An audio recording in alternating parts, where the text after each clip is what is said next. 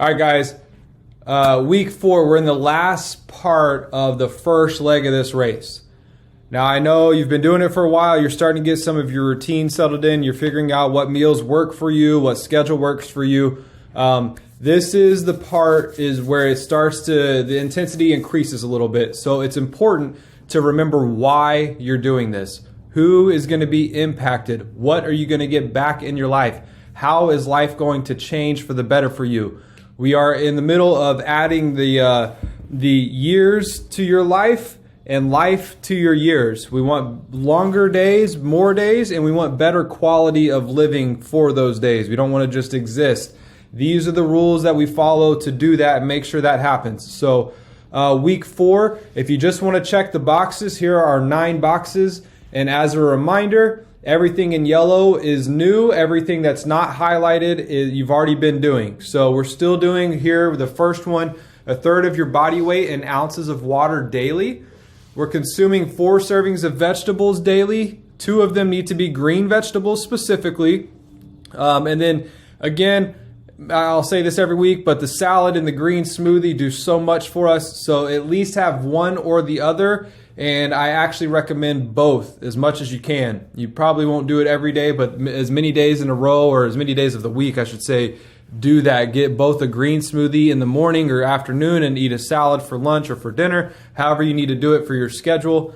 And then here's the first change. We're going to increase your exercise from 10 to 15 minutes of the HIIT training, the high intensity interval training.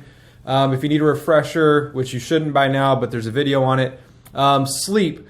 We need to get up to 7.5 hours of sleep minimum. And here's the big one. No use of electronics for at least 30 minutes before bed. The screen time kills us, whether it's the TV or the phone. Certainly no scrolling before bed. That's not going to help you sleep at all for multiple reasons. So journal or just have a conversation with your spouse or your kids, or stretch or pray, whatever you want to do, read a book. Anything but electronics. So turn the electronics off at least 30 minutes before bed. Number 5, keep your sugar intake below 30 grams a day. Number 6, again, we're going 12 hours without food each day. So no food from 7 p.m. to 7 a.m. That's an example. But at least 12 hours from last bite of dinner to first bite of breakfast. Consume only the healthy cooking oils. We have those listed out for you at number 7. Number 8 is just keep that sodium intake down. And the biggest one here is eating on the go at fast food and restaurants or eating processed foods. That's where most of the sodium lies. And then number 9 here, start working on gluten-free. It's a huge trigger for your immune system, and it will cause an inflammatory cascade, which makes it much harder to balance hormones, which makes it much harder to lose weight, which makes it much harder to restore your health in your life. So decrease the gluten intake. If you're rolling your eyes, I don't blame you. I did this too, but this is actually one of the biggest parts of my story when I threw up every day for 2 years. Going gluten-free, I never thought I would do, but I became desperate and I did it. And actually the joke was on me. I felt significantly better.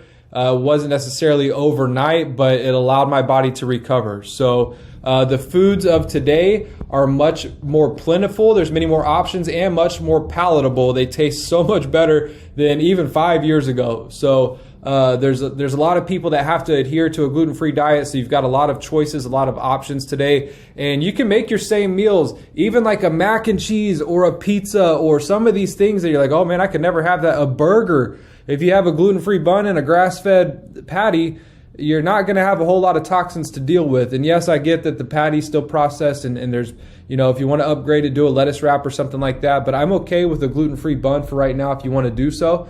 But start working on going gluten-free. All right? And then I will see you at the next video, guys. Keep working hard. Keep it up. It's going to pay off. It's going to be worth it. Talk to you soon.